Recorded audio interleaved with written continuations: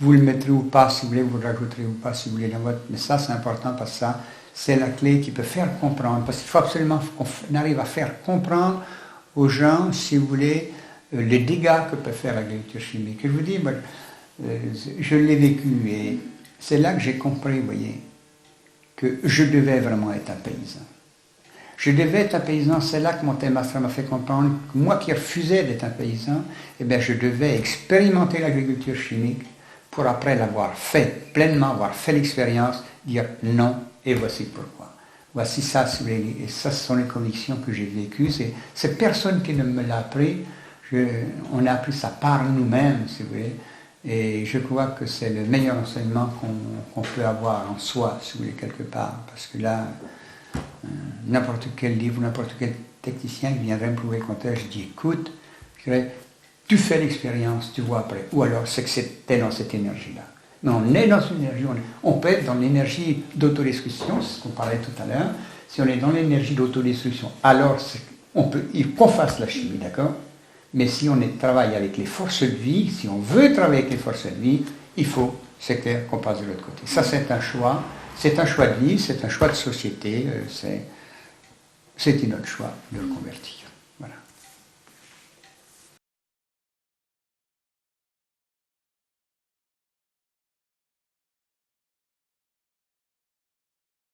C'est un privilège pour moi que d'avoir été formé à l'agriculture chimique. Et c'est un privilège aussi d'aller dans une école d'agriculture à l'époque, parce que vous savez, on allait jusqu'au certificat d'études, et puis on rentrait sur la ferme.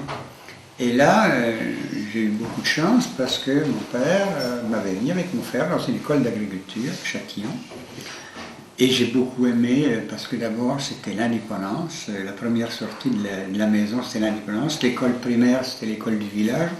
Et c'était toujours un peu sous la tutelle des parents. Mais là, pour moi, c'était ma première libération un petit peu d'aller dans une école à l'extérieur.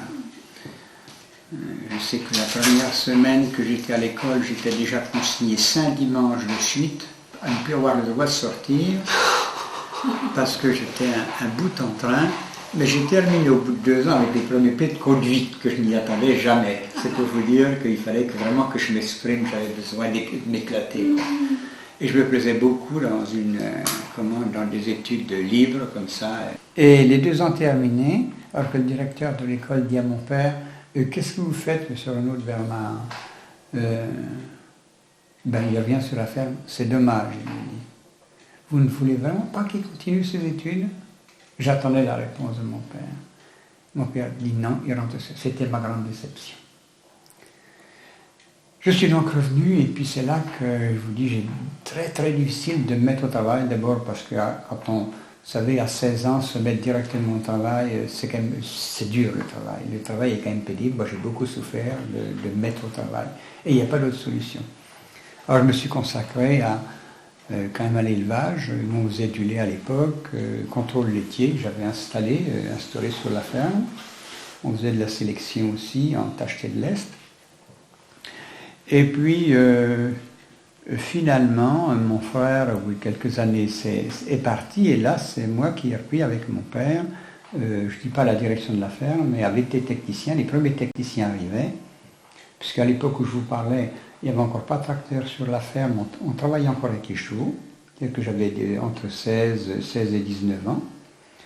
On travaillait avec les chevaux, puis c'est de là que les premiers tracteurs, mon père étant prisonnier de guerre, de la guerre de 40, il a eu le privilège d'avoir un des premiers tracteurs, et j'ai connu le premier tracteur qui est arrivé sur la ferme, et donc la motorisation. Et avec ça, les premiers techniciens qui nous ont emmené l'azote. Vous savez que l'azote, l'ammonitrate, il a servi à faire les explosifs, et on s'en est servi pendant la guerre de 14.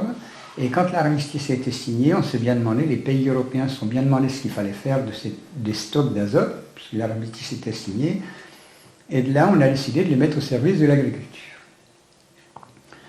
Mais ça ne s'est pas mis en place tout de suite parce que, pour différentes raisons, finalement, ça n'est qu'après la Deuxième Guerre mondiale, donc après les années 50, qu'on a commencé, 50, 60, même en 60, qu'on a commencé à mettre les ammonitrates.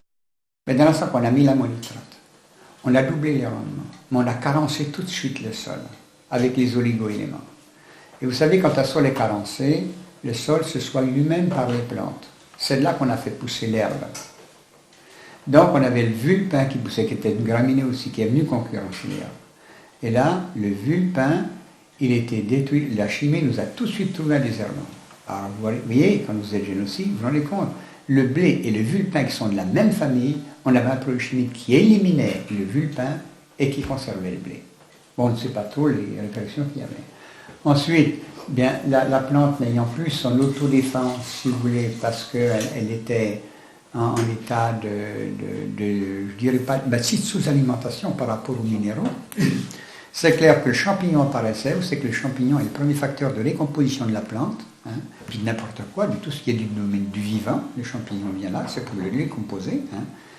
Et là, comme le champignon apparaissait, qu'on ne maîtrisait plus le champignon, là, on nous a trouvé les fongicides. Puis ensuite, le règne animal venant aussi pour aider à la plante à se détruire, parce que la plante, elle faisait comme un appel à la nature pour dire, ben, écoute, viens parce que j'en peux plus, ils m'en font tellement voir, avec leur ammonitrate, avec leurs fongicides, avec leurs désherbants.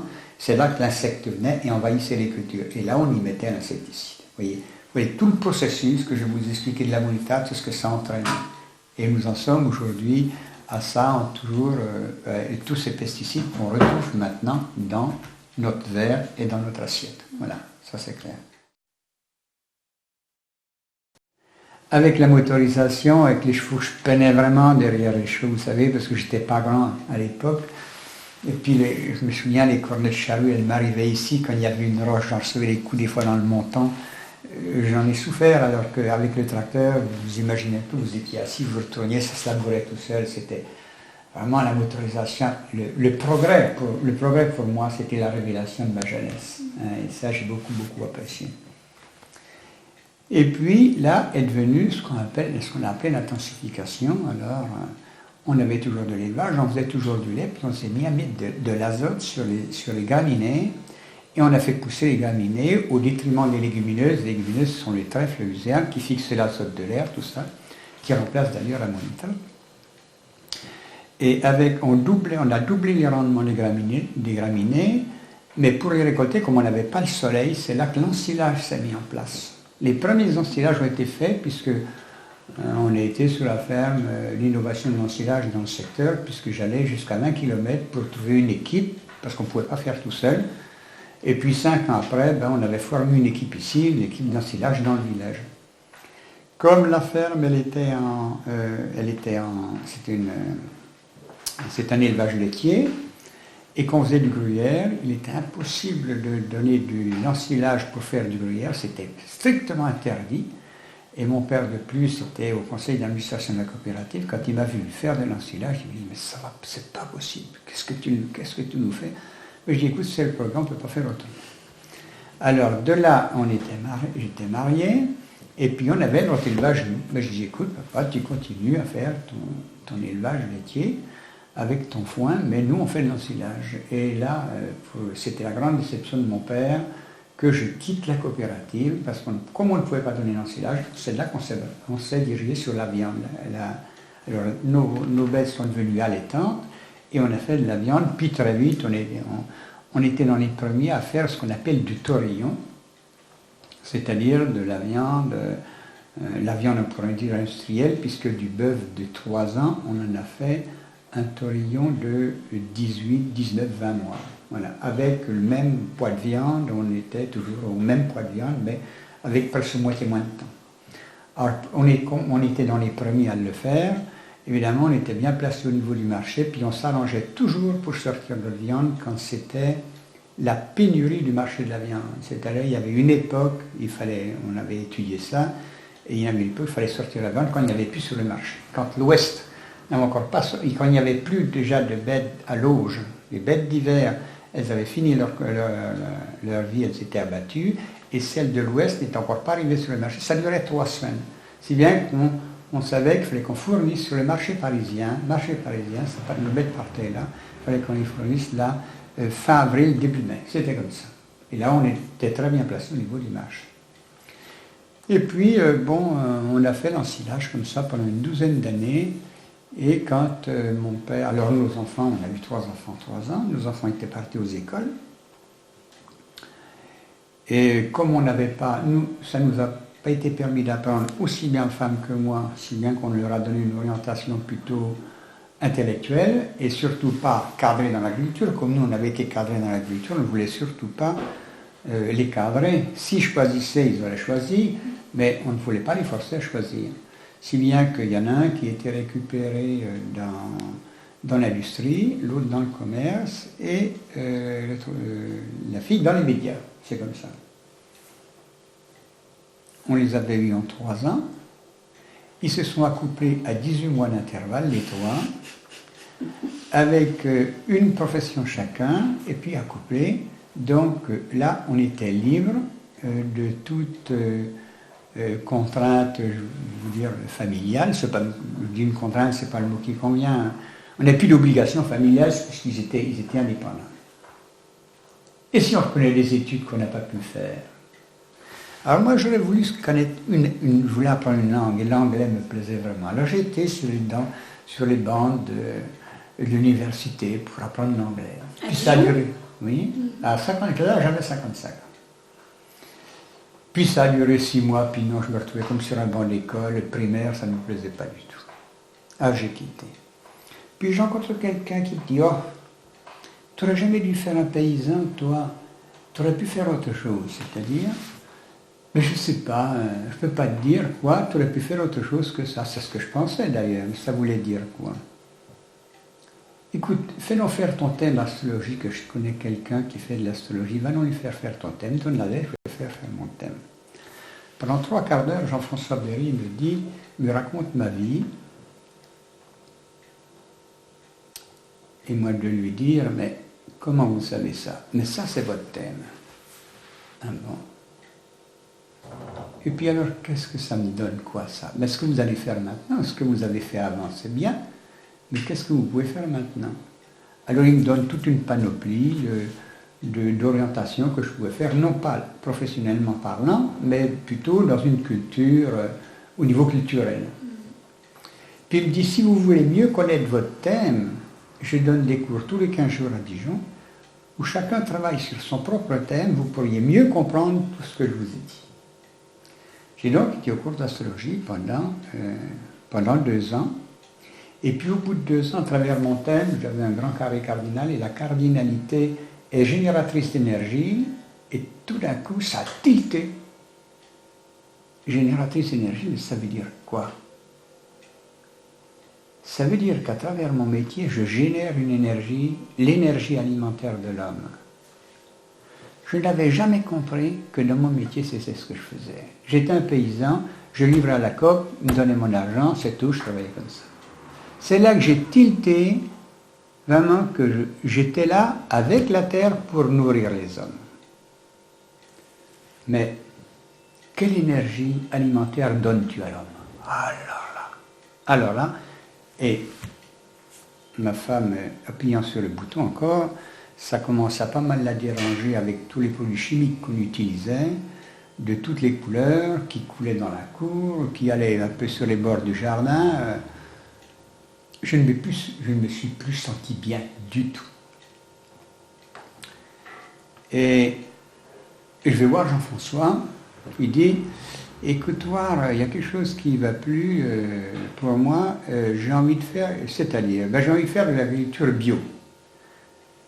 Jean-François était un temps provocateur et un psychologue, et il voulait faire découvrir à ses élèves par eux-mêmes ce qu'ils avaient à faire, mais surtout pas leur dicter. Et il me répond ceci, toi, faire de l'agriculture biologique, c'est bien ça. Depuis 30 ans que tu fous la merde dans tes champs, et bien maintenant, mea culpa, je vais faire de l'agriculture biologique. C'est bien le résultat de l'enseignement judéo-chrétien que tu as pu recevoir. C'est tout.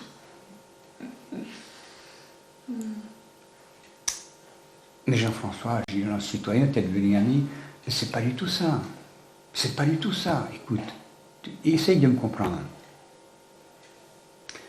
Écoute, tu vas voir les gens du Morvan, les gars du Morvan, ils travaillent avec Steiner, va voir ce qu'ils font.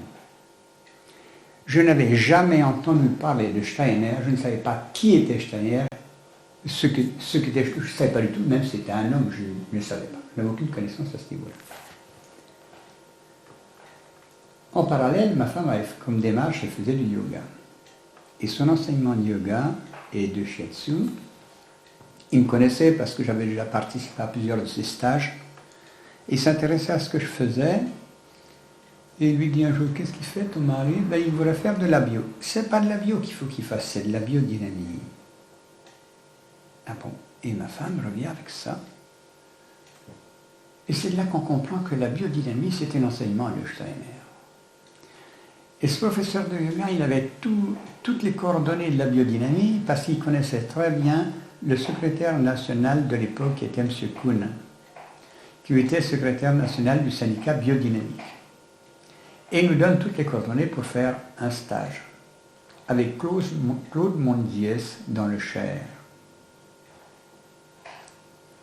Je ne sais plus si c'est 3 ou 5 jours de stage. Mais pendant tout le temps, c'était ça. La vie de la terre, la vie de la plante, la vie des hommes. Tout ça, répété tout le temps, tout le temps, tout le temps, tout le temps ça. Le stage terminé, je dois vous dire, c'est clair qu'on était convaincus, mais comment faire?